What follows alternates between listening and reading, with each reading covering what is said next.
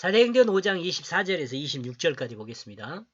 그러므로 그들은 그들이 말한 그 말들을 들었다. 그 성전의 군대 장군과 그 대제사장들 둘 다, 장군하고 대제사장이 받들어 그 자신에 관하여 그들은 당혹스러워하였다. 그 자신들에 관하여 그들은 당혹스러워하고 있다. 이 일이 무엇이 원인이 된 일인가?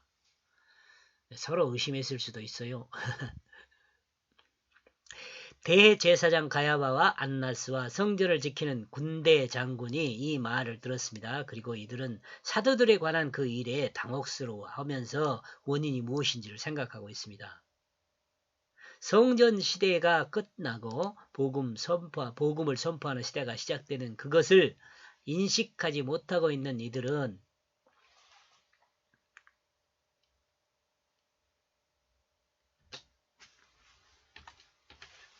사도들이 하나님의 그 종으로 일하는 것에 대한 그 부분을 이해할 수가 없었습니다. 그러므로 어떤 사람이 접근하게 되어졌다. 그는 그 자신들에게 말했다.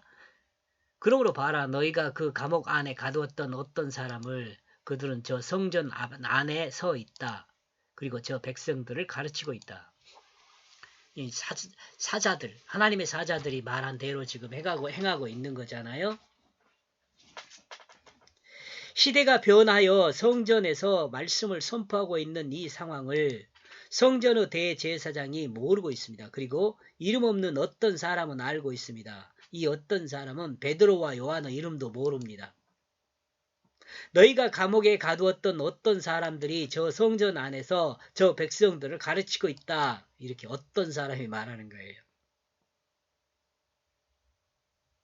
성전 제사를 통해 그 예수 그리스도의 십자가와 부활을 제사장들은 가르쳐야 했지만 사실은 제사장들이 가르쳐야 하잖아요. 얼마나 그러면 순탄하겠어요. 우리가 지금까지 제사 드린 것은 예수 그리스도의 십자가와 부활을 통해서 완성되어서 이제 우리가 믿어야 할 것은 이것이다 라고 제사장들이 이렇게 가르쳤다면 얼마나 좋았겠어요. 근데 이거 못해. 이렇게 안 돼. 하나님 뜻대로 행하지 않는 거지. 이름으로 외식하는 제사장들은 시대는 끝났습니다. 그러니까 이렇게 끝난 거죠. 그러므로 사도들은 예수 그리스도 그 십자가와 부활을 증거함으로 완전한 말씀을 믿음으로 구원받게 된 새로운 시대가 열렸다는 것을 말하고 있는 거죠. 인간을 구원하려는 하나님의 그 역사가 좀 더 명확하게 사람들이 알 수 있도록 계시한 겁니다. 조금 어려운 점이 있기는 있어요. 제사장들이 선포했으면 얼마나 좋겠어요. 근데 제사장들이 이걸 선포하지 않고 배운 것도 없는 것 같은 베드로와 요한이 선포하고 있으니 조금은 좀 거시가죠.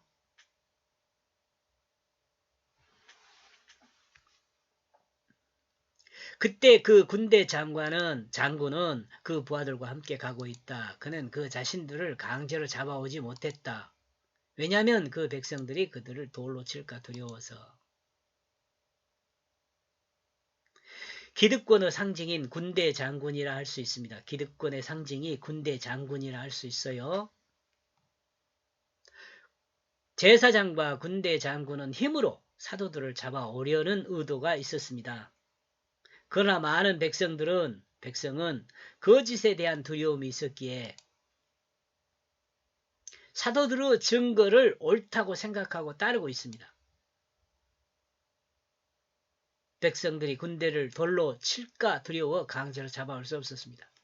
왜냐하면 백성들은 이 베드로와 요한이 진실하다는 것을 알거든요. 누가 거짓인 걸 알아요? 제사장과 군대 장군이 거짓인 걸 알아요. 그러니까 세상은요, 거짓을 향하여 돌을 던지죠. 진실을 향하여 돌을 던질 때도 가끔은 있어요. 오해했을 때. 진실을 오해하면 진실을 향하여 돌을 던질 때도 있어요. 그러나 결국은 진실은 드러나게 돼요. 그러면 세상은 거짓을 향하여 돌을 던지게 되죠. 지금 서울에 가보면은 너무도 거짓이 판치고 있어요. 둘 다 거짓이라 그러니까 뭐라고 할 수가 없네요. 백성의 마음이 하나로 복음을 믿음으로 백성의 마음이 하나로 복음을 믿어 구원에 이르게 된다는 것으로 바뀌었다는 것은 새로운 시대의 흐름을 드러내는 것입니다. 이 백성의 생각이 바뀌었다는 것은 새로운 시대의 흐름을 말하는 것이에요. 지금 나와 여러분이 속해 있는 이 세상도 이러한 새로운 흐름으로 바뀌었으면 좋겠어요. 특히 교회가 이런 새로운 흐름으로 바뀌어야 돼요. 교회가. 교회는 거짓과 싸움이에요. 거짓을 가지고 싸우면 또 안 되죠. 그런데. 여기까지 보겠습니다. 고맙습니다.